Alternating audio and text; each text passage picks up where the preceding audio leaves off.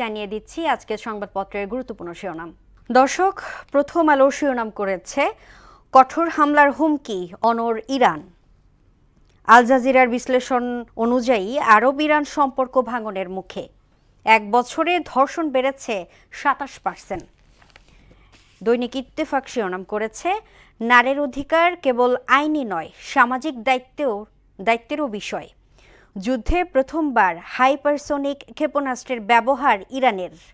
যুদ্ধের প্রভাব দেশের জ্বালানির রেমিটেন্স ও রপ্তানি নিয়ে উদ্বেগ বাড়ছেই।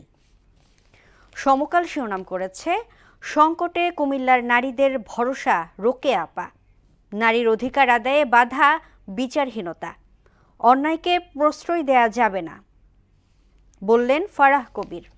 বাংলাদেশ প্রতিদিন শিরোনাম করেছে হামলায় এবার ভয়ঙ্কর অস্ত্র, তেল নিয়ে তুলকালাম।